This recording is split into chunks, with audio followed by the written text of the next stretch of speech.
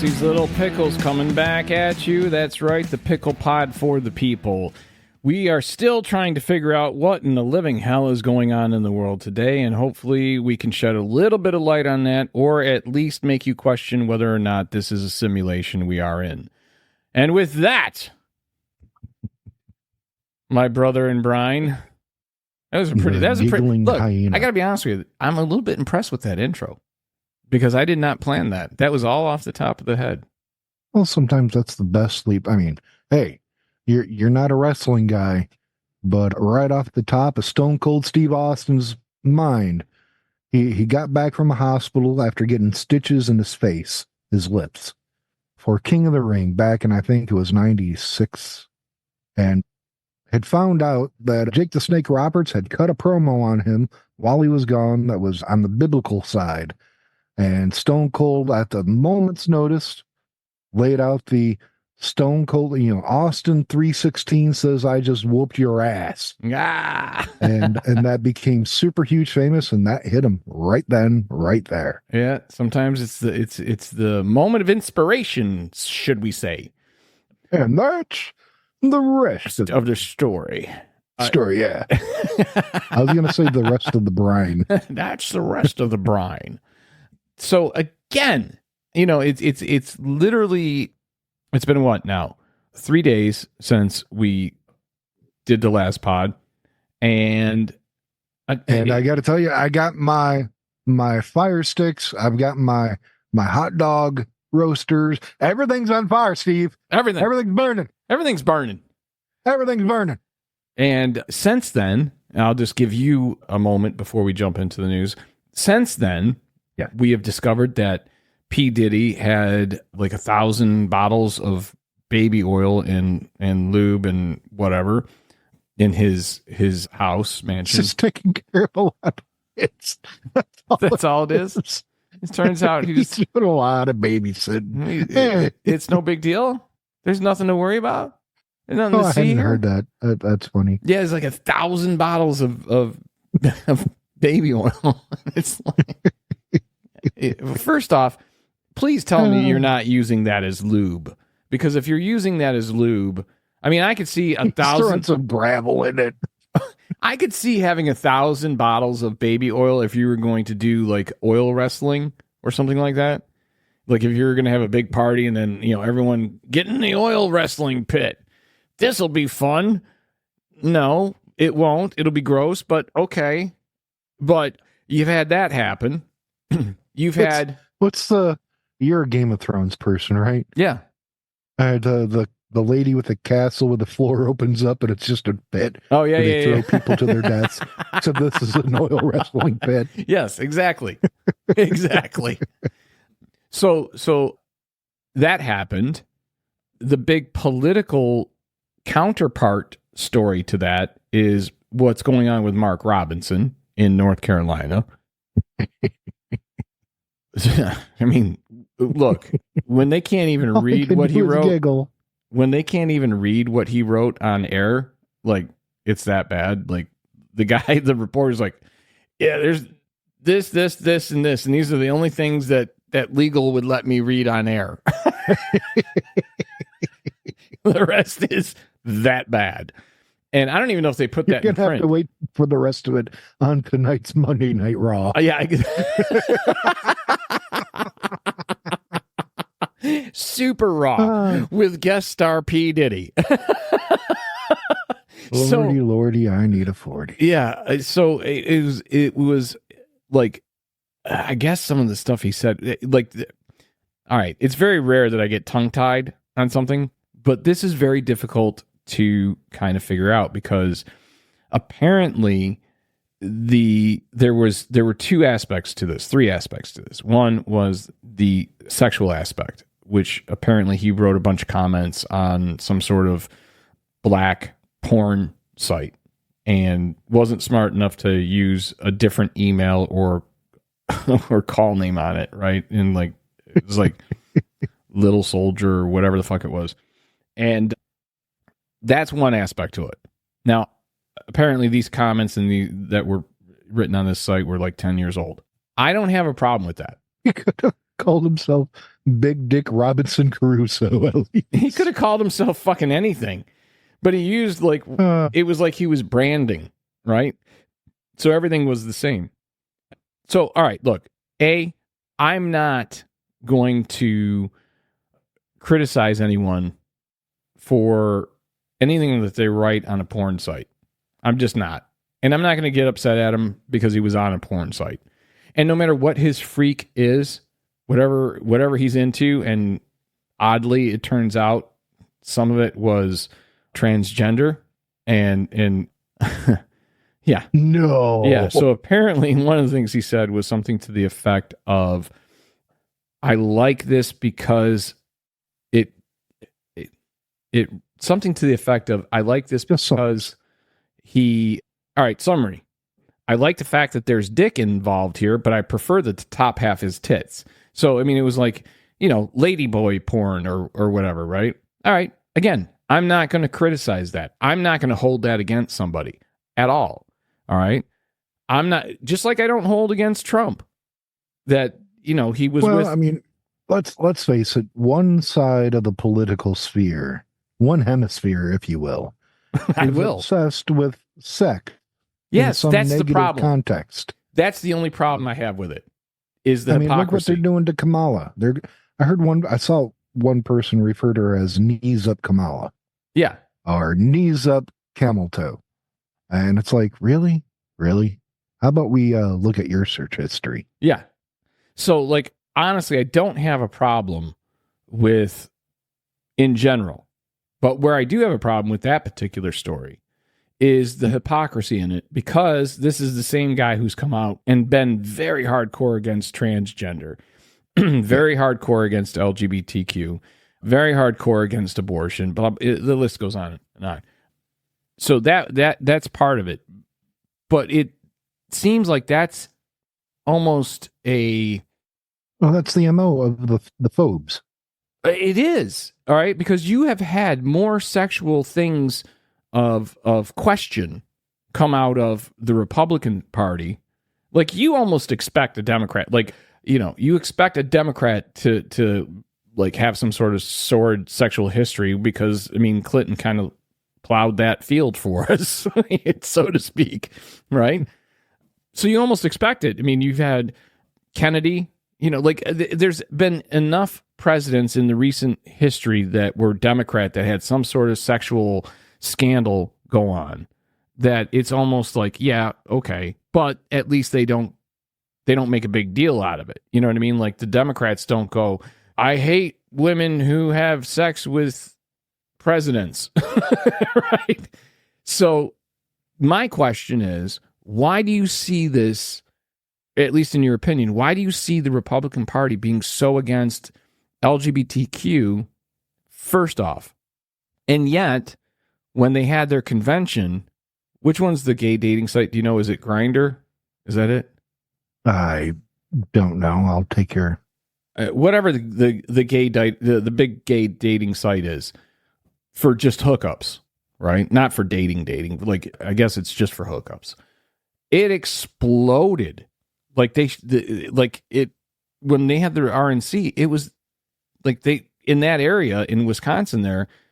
Apparently, it went down for a couple hours because there was so much activity. So it's this idea that, are you so self-loathing that you can't admit that it would be better for you to have a different point of view on this than to continuously lead the lie? And that's what I don't get about the Republicans. Look, if you're gay, you're gay. And it doesn't matter if you're Republican or Democrat. But you should be on the side of or you should be on the political side of the fence that is going to defend your right to be gay, even if you disagree with everything else. It's one thing to say, I disagree with their economic policies. It's one thing to say, I disagree with their immigration policies. But those things probably really, in the end, are not going to overall impact you as much as anti-LGBTQ policies. So you might want to rethink what side of the fence you're standing on. And I think you're starting to see that, though. You're starting to see, logical Republicans endorse Harris in droves. Have you noticed that? Yes. There was just like another 100 Republicans that were from multiple previous administrations, Republican administrations, that have just like come right out and they're like, nope, she's the one. If that means I'm not a Republican or a rhino or whatever, it's go ahead, call me whatever name you want. Like, I admire those people because they have the courage at least to recognize that Trump's just a fucking clown. That even if you totally loved all of his policies, the way he speaks and some of the things he's talking about are absolutely against everything Republican. So with that, what do you say we hit the news? Well, really quick, I want to say it's always the phobes, the people blasting whomever that gets found out, if you will. I mean, one of my favorite subjects is Pastor Ted Haggard. I don't know if you're familiar with Ted. Oh, yeah, I'm familiar with Ted. Pastor Ted got busted with some underage boy prostitutes. Yep. A while ago, several years ago. But that guy, just hearing him speak made me like, ugh. Anytime you have somebody that's like totally against a group of people, I think, usually what ends up happening is you find out that really what it is their own self-hatred for knowing that they're actually part of that group. And I think it has to do with religion. So you've seen that happen with multiple like religious figures, right? Especially like the Yes. evangelical TV ministries guys. Like, I'm waiting for something to fucking come down on Joel Osteen. There's something dark in his fucking closet. You know what I mean? Well, I mean, being a resident of Texas, we know that during the hurricane, when people were scrambling looking for safety in Houston, he locked the doors. Because he had new carpet. New carpet. Can't have the carpet messed up. So yeah, anyway, other news. We have the Ohio Sheriff Bruce Zukowski, who said that he wants the addresses of the people with the Kamala Harris, signs and her supporters. He wants a list of their addresses to send illegal immigrants to their houses if the laughing hyena gets in office. Okay, so we know that he's an asshole. You know what I mean? Like, he shouldn't. I'm sorry. Like, thank you for volunteering that information, Mr.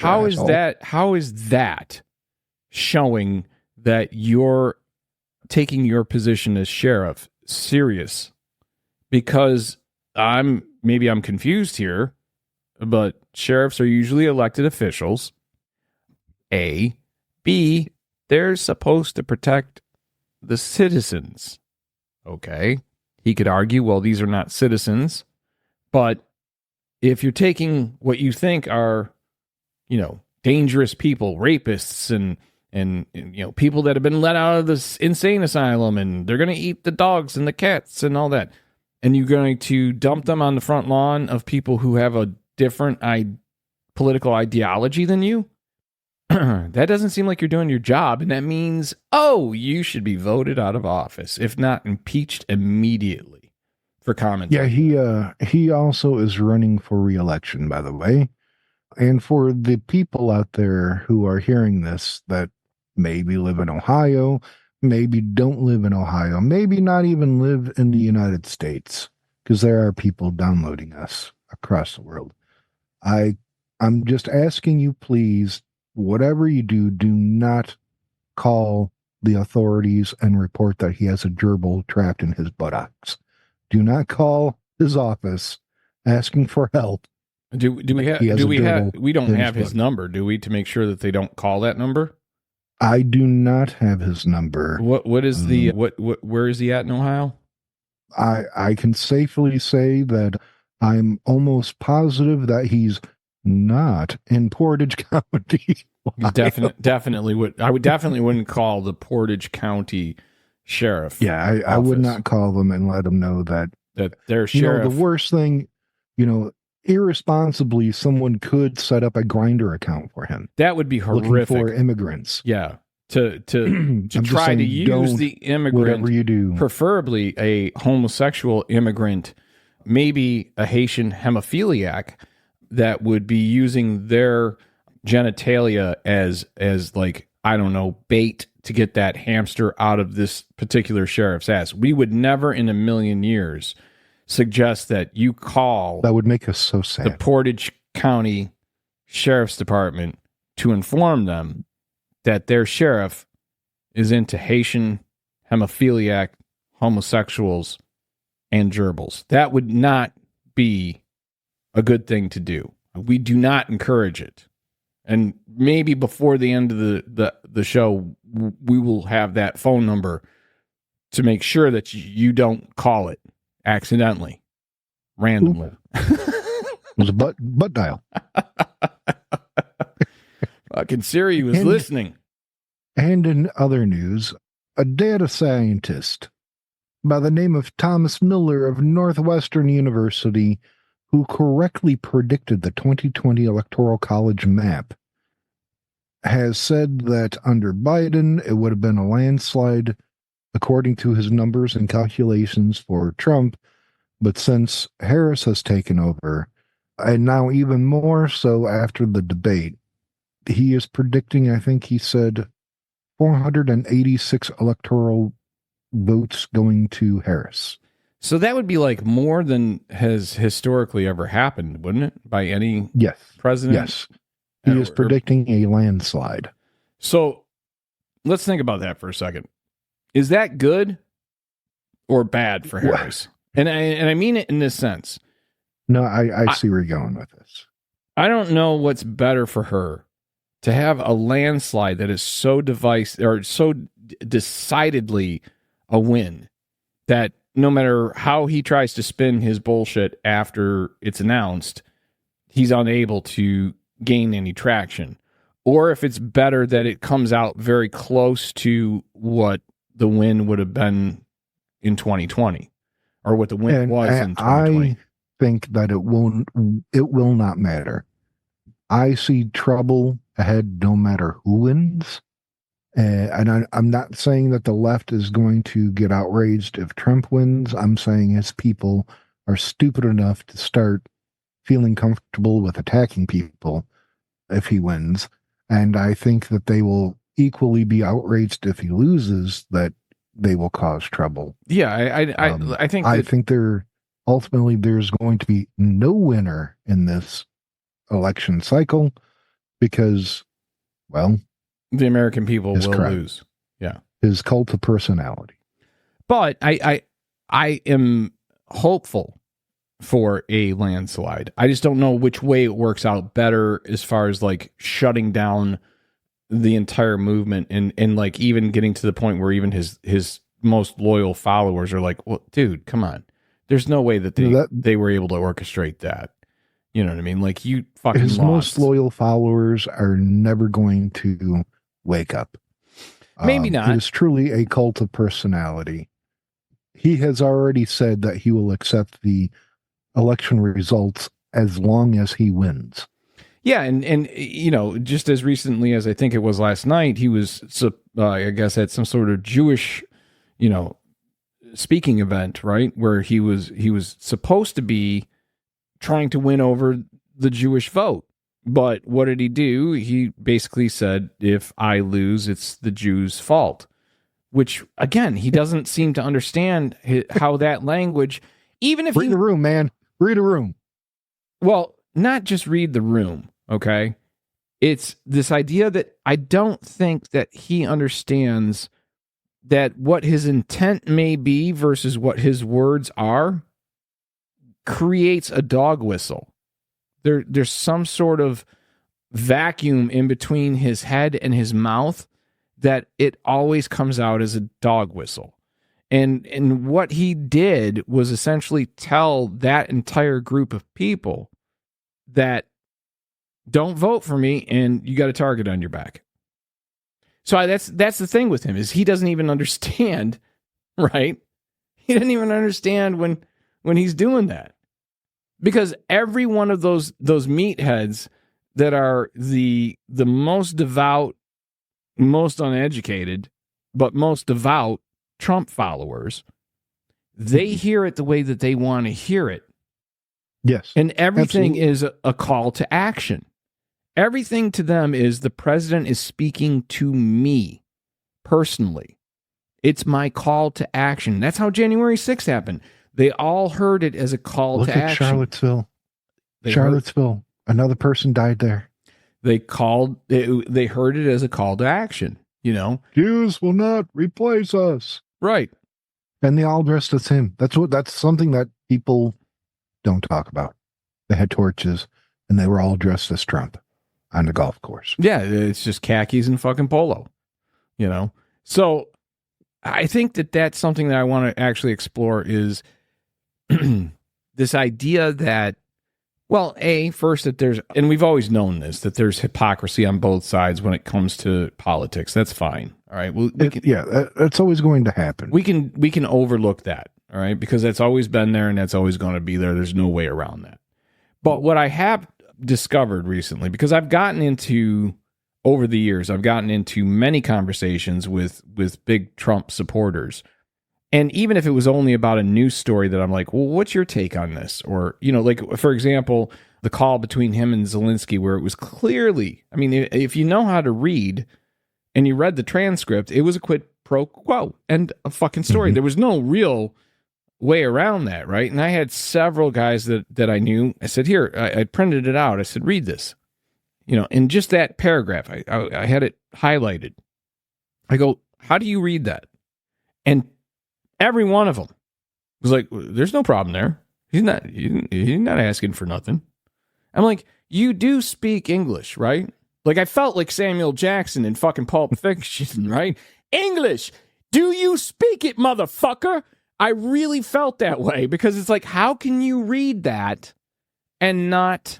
So I've realized over the last, 8-9 years or whatever it's been, having conversations with people who are true diehard Trump supporters, right?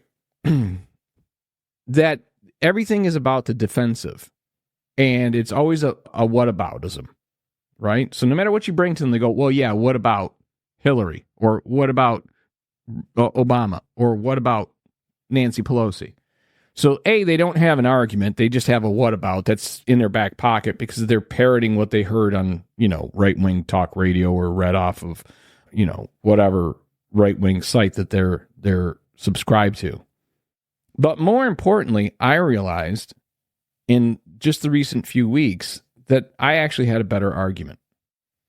And I don't mean a better argument about whether or not his policies are better than a Democrat's, not whether he is more presidential, not whether or not he is more respected by other world leaders, none of those things, right? Because I kept getting to this point where I'm like, I'd be in the conversation and people just didn't understand, like, you're not convincing me. And I didn't even understand this until recently. I'm like, you're not convincing me with these arguments. I mean, even a broken clock is right twice a day, and I'm willing to give credit where credit is due. I really am. I'm willing to give credit where credit is due, but the arguments that you're making on why this guy should be president over anyone else, including the homeless guy that's collecting change on the corner of 5th and 12th, none of this makes sense. And then I realized, oh, I get it. I didn't like him before he was in politics. I didn't think he was a person of character before he was in politics.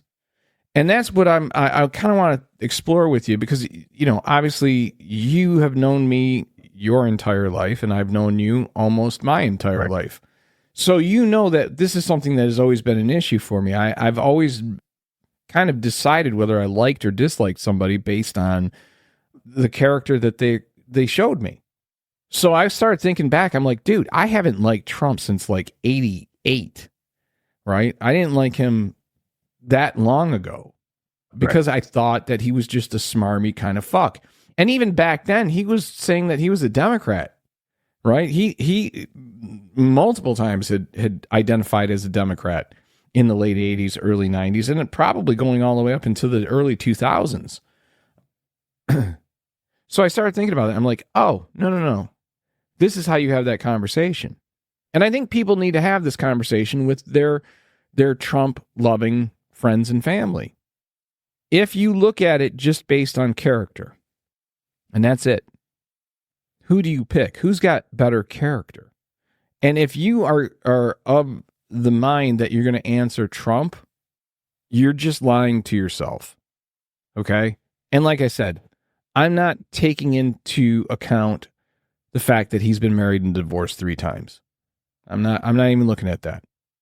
When you're, businessman, especially, at the level that he was working at. And again, this is giving him all the credit.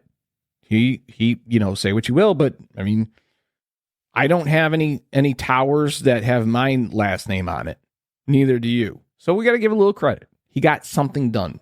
Even if it was the biggest fucking business grift in the history of time. Doesn't matter. Business is business. I'm willing to forgive and give you all of that. Okay? But don't tell me he was a good businessman. Because he multiple times did not pay workers and would run them through the court system until they could no longer afford their participate. Right? Correct. So there are a lot of suppliers and workers that got fucked from Trump. And I don't think that that's something that shows good character. It's great for business, right? He's worried about his bottom line. But when you're bring up he fucked up a casino. How do you this is my point. How do you bank casino? Like that's their job is to print not money. Just one. There are multiple of them. Right. So I say, well, I find it difficult to believe he was actually a good businessman. Okay. He might be great at his charity. He might be great at real estate. He really might be potentially, let's give him the benefit of the doubt and say he's a real estate genius. But how fucking stupid do you have to be to bankrupt casinos? Multiple casinos. How fucking stupid do you have to be to grift your own charity? How stupid do you have to be, or how low of a level of character do you have to do? I mean, for fuck's sake, he went into a Twitter war with Rosie O'Donnell forever. Yeah. It wasn't entertaining. It was just sad. It was a sad little man learning how to call other people names so that he could become president. And I'll tell you, like, the real breaking point for me, right? The real breaking point for me was, when he came down the gold escalator and he said what he said, that was one thing, right? But I did find him entertaining, at least, because of the way that he was just bulldozing through the Republicans. So I thought it was entertaining. And then I realized it was dangerous. Then I realized it was a man with zero character running for office. And then I heard him on the bus. You can just grab him by the pussy and they'll let you. And I thought, okay, this is a man of no moral character. This is a person that should not be anywhere near the Oval Office. And there's nothing that you can tell me that prior to him actually becoming president, there's no behaviors that you can show me prior to, and again, I'm going to say prior to even him announcing that he was running for president. This is giving you everything in the argument. But his character prior to that was lacking. When it comes to character, his cult of personality kind of deify him in a way, they always, he's just like you and me, blah, blah, blah, blah, blah. Now, I'm going to ask you, Steve. I don't personally. So I'm going to reach out to you. Do you know anybody that shits on a golden toilet? No. I'm inclined to think that person who would shit on a golden toilet has nothing in common with. Look, I'll take it a step further, okay? I will say, if all you did was look at a picture of his residency at Trump Tower and then look at Mar-a-Lago, that's it. Just those two. Yep. You would not find anyone in your realm that would even come close to that kind of just disgusting display. You know, like, what are you trying to be? What are you trying to be? Because if you're going to say that you're trying to be like the people, that's not like the people. You know, how many underfunded and on government assistance rappers those could make grills for? Just out of the toilet alone. You over there talking shit. Rappers out there. You're talking shit. Appreciate that metal for their grills. Just saying. So let's contrast that, right? And I know it was a setup thing, right? But there's a video that was going around, I don't know, a week or two, maybe three. Well, it was after she picked Walz. So it was like 3 or 4 days after Kamala picked Walz as her running mate. And they're in a gas station. And he's on one side of the aisle, and he picks up a bag of Doritos and goes, "Oh, look at what I found." And that's her favorite, like, snack is Doritos. That's somebody I can relate to. And it's not even about relating. I've got a bag of Doritos right here. Yeah, it's not even about relating as much as it is, don't lie to me. Don't tell me that Trump is your pick because he speaks like you speak. Well, what you're saying is, and many speech therapists have said this, what you're saying is you want somebody that talks to you at a 3rd grade level. Yes. Now, I've heard as low as 3rd and I've heard as high as 5th grade, but I've never heard anything higher than 5th grade. No. Okay. So it can only be one or two things. Either he's so brilliant that he knows how to dumb down his speech in a way to talk to the average man. But if that's the case, then he's assuming everyone else around him is a 3rd to 5th grader. Let me pull a Chris Farley on you. And you remember just how mad he looked when she brought up Wharton during the debate? Yeah, that was cool, huh? That was cool. That was so cool. God, I wish they had awesome. Little temperature gauges on each person. Well, it was just so I could see if he went up to 10 degrees. Yeah, I guarantee he had to have. I mean, you could see it even through the orange. You could see him sweating on his lip. Yes. His hair on the sides of his head turned darker because he was sweating. Yeah, he knew he was under fire. But this is my point, though, is like, do you want a guy who clearly speaks as a 3rd grader, 4th grader, running the country and being the most powerful person in the world with the nuclear codes? Do you want him do you want him in that position because he was smart enough to talk to you like you're an idiot? Or do you want him in that position because he is an idiot and you think an idiot is what it takes to run this country? Because that's really the only two ways to look at that. If he speaks down to his crowds on purpose, he's assuming and, quite frankly, flat out saying, you guys are fucking stupid. And if he's not doing that on purpose, then he's fucking stupid. So which is it? Yeah. And I don't think that that's like an unfair comparison. That's just the way it is. And again, I'm sorry, this level of disrespect for everyone who isn't rich and white, whether he realizes it or not, he exudes this over and over and over again.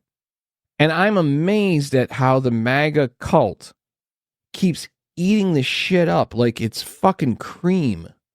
Oh yeah, they're licking his neck pussy. It's such a disturbing visual. I know it is, but it's true, and you've seen the pictures. Have you seen, did I send you the picture of the two houses? One has got a Trump sign on it, Trump Vance, and the house next door has got the picture of Kamala doing with their hand on her chin looking at it like... Freaking beautiful. Freaking beautiful. But I want to get into a conversation today about you don't see very many Harris Walz signs out there. No, you don't. And what I tell people, the reason for that is we are not a cult. Not only that, Okay. Like I see it some here and there, but I think that it's twofold. One, I think a lot of people, whether they're Trump supporters or they're Harris Walz supporters, they're afraid to put their opinion on their front lawn like that. Yes. I think it's more so. That was going to be my next statement, was people do not want any backlash whatsoever.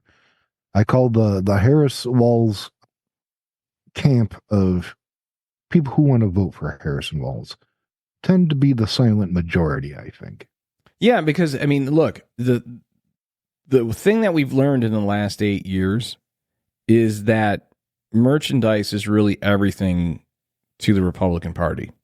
Yes. They want to sell. Yeah, it's really how many different images can we deify this person with? And I think that kind of turned off a lot of Democrats. Not just because it was Trump or anything like that, just the idea of this, it's such blatant, disgusting merchandising. You know what I mean? Like if you go to a Trump rally, it's like going through a fucking flea market. You know, like there's rows upon rows of people selling merchandise and table after table and vendor after vendor. And it's like, here's a golf ball. I turned it into a necklace with the image of Trump on it. Yeah, it kind of became, and MAGA doesn't know this yet. They just don't. They're not very self-aware on this one. It's become almost a parody of itself. Yeah. Because when you see somebody that's got all the Trump stickers on their vehicle and all the fucking flags in their yard and hanging all the shit and wearing the hat and wearing the shirts and wearing the shoes, like that was when he jumped the shark with the shoes and the trading cards. Those were two things that I thought, my God, this guy literally doesn't give a shit. Bibles. The Bible. Yeah. So the Bible, the shoes, and the trading cards, that was jumping the shark. But he was leaning so far into it, too. That's the other thing that, like, you don't understand. This guy is just trying to sell you shit, right? Yeah. And even trying to sell you on the fact that he is the one that should be in the Oval Office. And you don't see that? How can you not see that? You know, I've often said, when it comes to religion, they expect you to take it on faith. But nothing else in your life are you expected, or do you take on faith? You don't take your financial advisor telling you, don't worry, have faith in me. That's not the guy that you want fucking running your money, I guarantee it. You don't talk to your banker and have them go, oh, you don't have to look at the loan. Have faith in me. I wouldn't do anything to screw you on your APR. No, I want to read the fucking contract. Right? But that's what he's doing with the Republican Party and specifically the MAGA supporters. It's have faith in me. For not doing the research. You know, have faith in me. Have faith in me. What do you got to lose? He actually said that he brought out that dusty old fucking line. What do you have to lose? Well, we know now what we have to lose. Yeah. The Republic.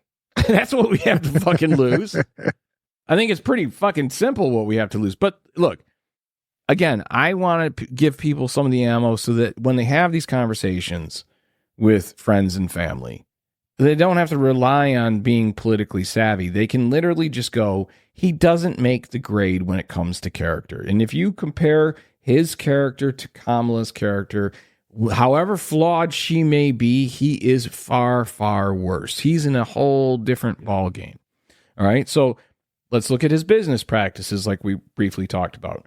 He faced numerous lawsuits and accusations related to unethical business practices, including bankruptcy filings and a failure to pay contractors.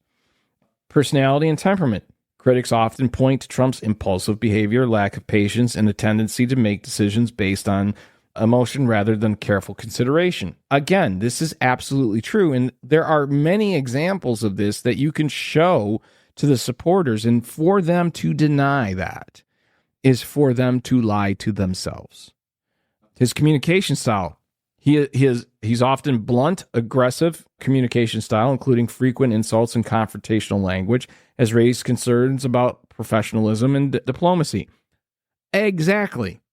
Now, you may say, well, when he called Little Kim Little Rocket Man, right? That all worked out into, this love affair between them. Well, why do we want a love affair between Kim Jong-un and the president of the United States? That's the first thing. Why would we want that? Secondly, why would we want a president calling leader of another country that has nuclear arms that already doesn't like us Little Rocket Man? You're toying with something that you shouldn't be fucking toying with. You know what I mean? You don't just stick your hand in front of a cobra. You don't do that. Yeah. You don't. You don't. You know what? Did Mexico pay for the wall? No. Was Trump too busy to play golf like he said he would be? No. He actually played, I believe, more golf than anyone else and cost the United States taxpayers more money in golf than you would ever imagine. I forget what the number was, but it's a huge number. It's in the millions. And then on top of that, profited off of that because he always played at his own courses and charged the United States government to put up his secret service at a premium. Okay? I mean, like he was even charged. I wouldn't be surprised if he was at his own golf course where he's not just a member, he owns the motherfucker. I'll put money on it. If they looked, they would see that he was charging the taxpayers for each round of golf. Like full price or more. For his room, probably. For his room, even. None of this would surprise me. I would love to see a detailed report on that. Did he repeal and replace the Affordable Care Act? Like no. And he's still upset about economic growth by 4% in a year, like he said he would. Not that I'm aware of. Did he eliminate the deficit like he said he would? No. In fact, he added more than any previous president. That would be correct. Did he revive coal or bring down drug prices? No. Did he end North Korea or Iran's nuclear programs like he said he would? No, but he did fall in love with Kim Jong-un. Did he end the opioid crisis like he said he would? No, it actually got worse. Did he release his tax returns after the audit like he said he would? No. And those are just some of the things that people can talk about. But like I said, let's get back to these character issues, right? So, his attention to detail. What was it? I have concepts of plans? Yeah. Just like I shared with you, I think that meme that was a blank black page and it says, this is the concept of a meme. Yeah, exactly. So he was registered to run for president, right? I think he had done that like 2 months into his own presidency for the next term or for the next run. He's had 3.5 years to try to go back and go. 2 of those years, he had the presidency, the Senate, and the House. Right, but forget all that. Forget all the benefits because it's always a grievance. Like everything's unfair to him, no matter how much he wins. I still could have won better, and if it wasn't for them cheating, and blah, blah, blah, blah, blah, blah. Go back, January 20th, 2021, from the moment he hopped on the plane. If he knew he was going to run again, that wasn't even a question. That has given him 3.5 years to reflect on what he was unable to do as president for the American people and come up with... Reflections are the way he gets busted.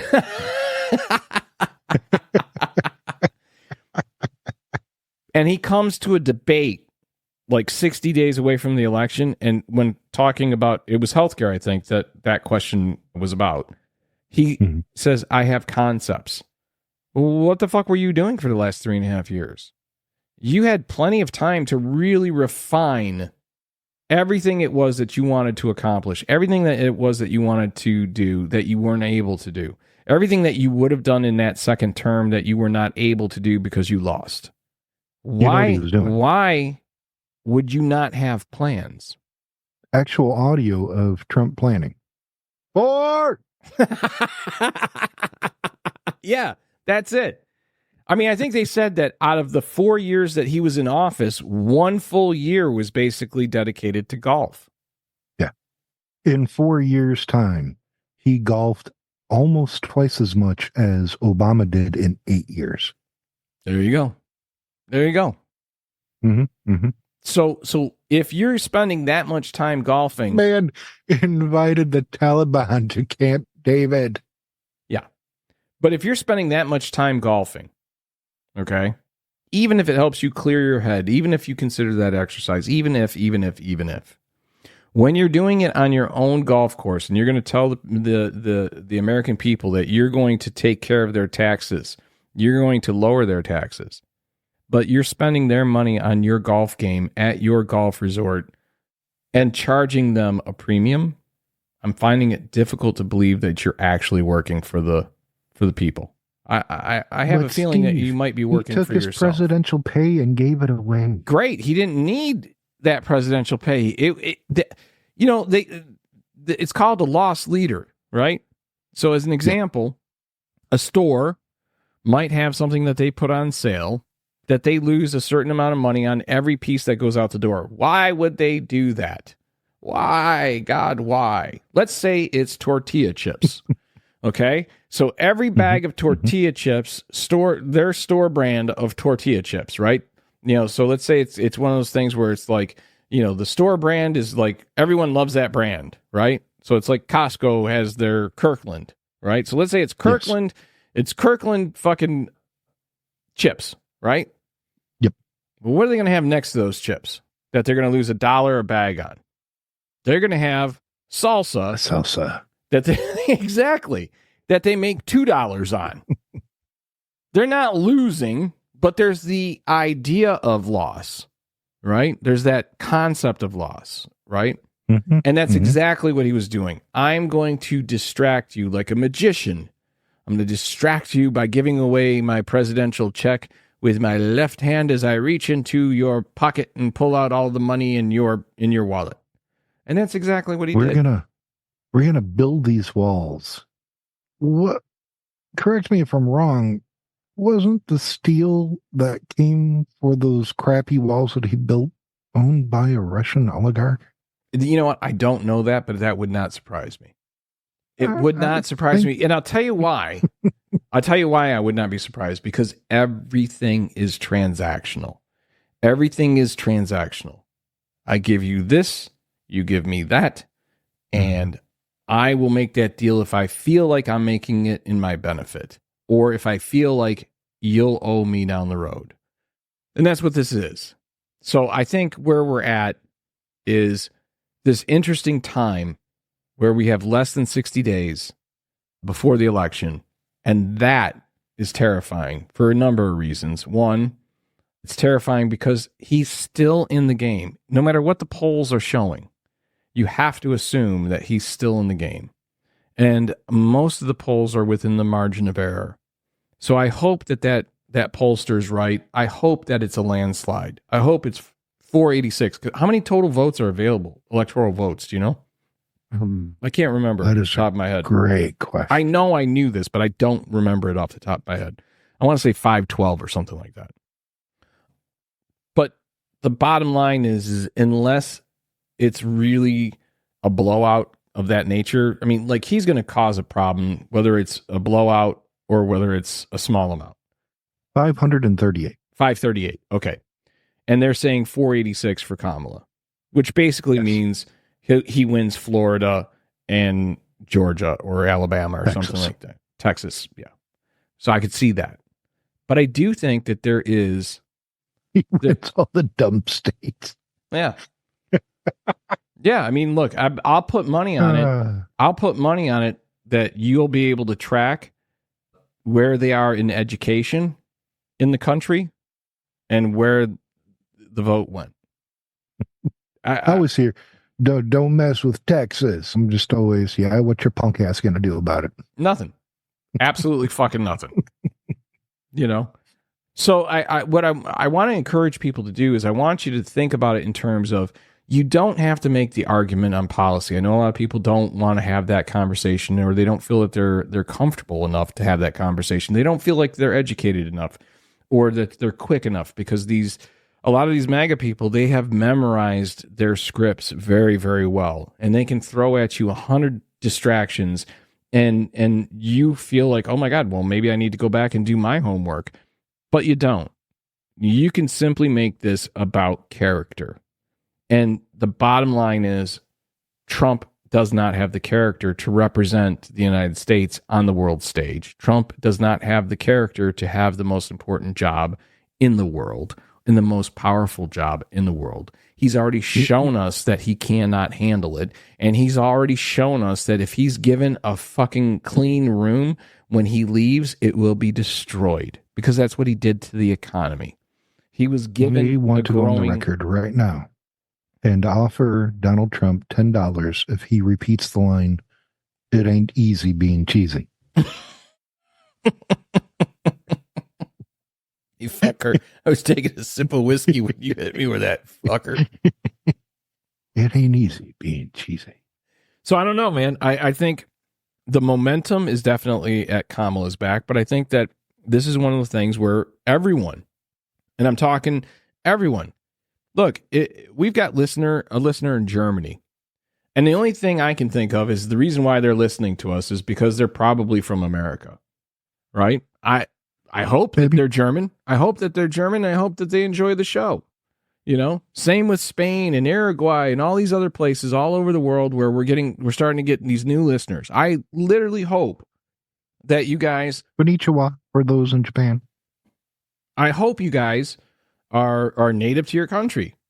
But if you're not, I hope that if you're listening to us, we're helping you fill the void of loneliness, maybe being away from family. I've got some family members that are working.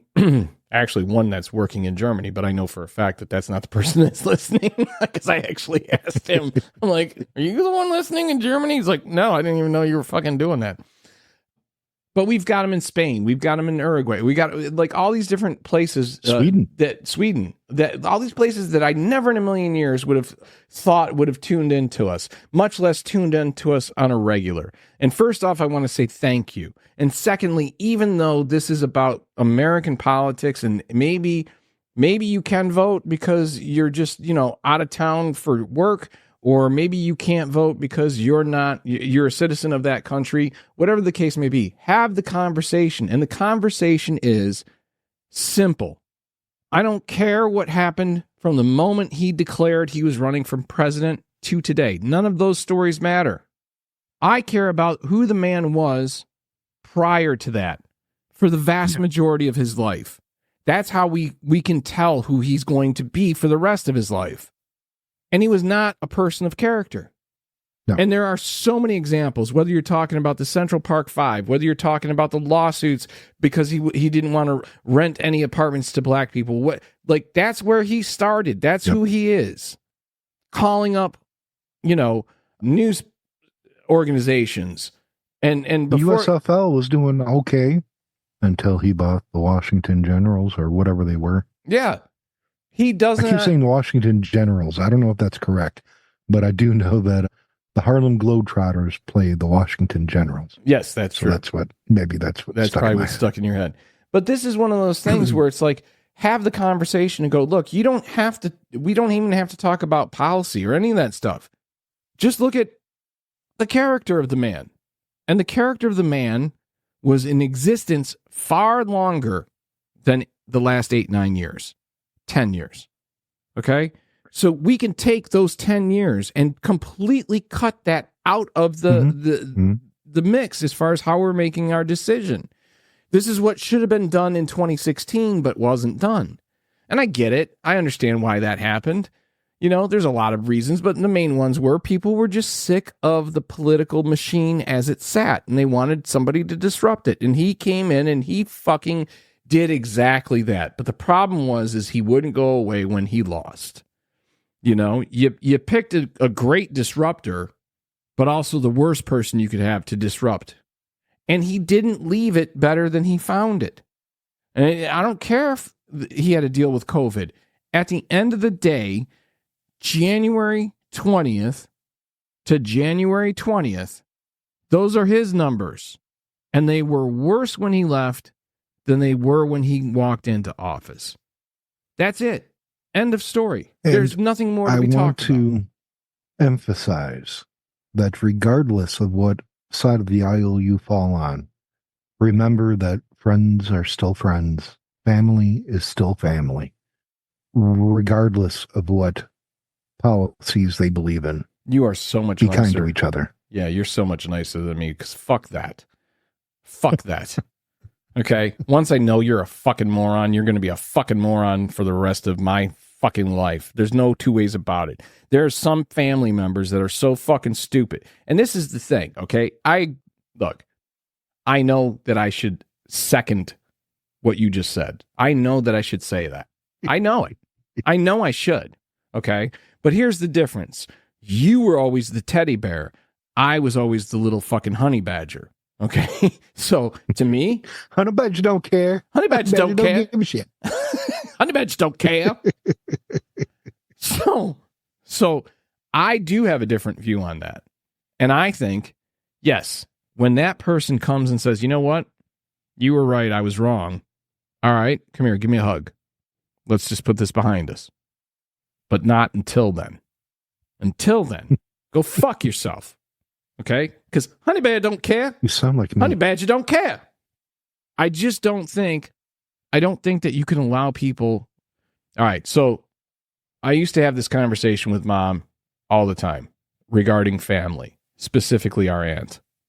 And I would ask her, why will you let a family member treat you worse than you would a friend? And she would say, because they're family. And I said, yeah. So you have no choice but for them to be your family.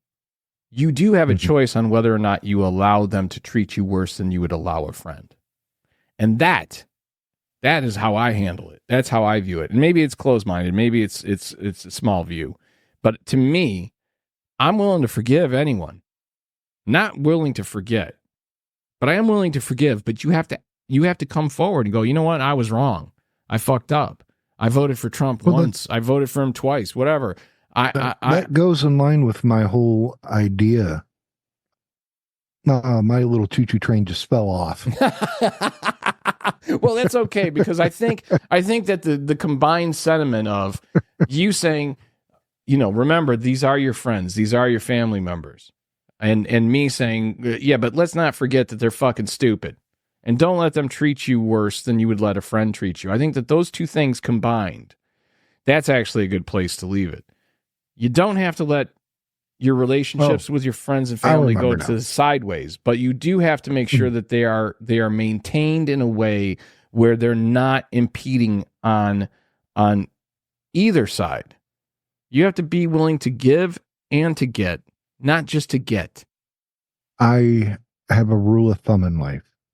Briefly, I forgot. Now I remember where I was going, which is upon meeting some people, I'm reminded, you got to have respect, give them respect.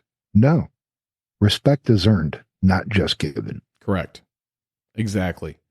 So for it to be respectful on both sides, it has to be a situation where we go, we're going to all accept whatever the final count is. Regardless of whether or not Trump accepts it is irrelevant. Whether or not Kamala accepts it is irrelevant. We, the people, we're the ones that are in charge here. So we need to agree as the collective that we accept whatever the results are, and fuck the politicians. And with that, that's another Elsie's Little Pickles.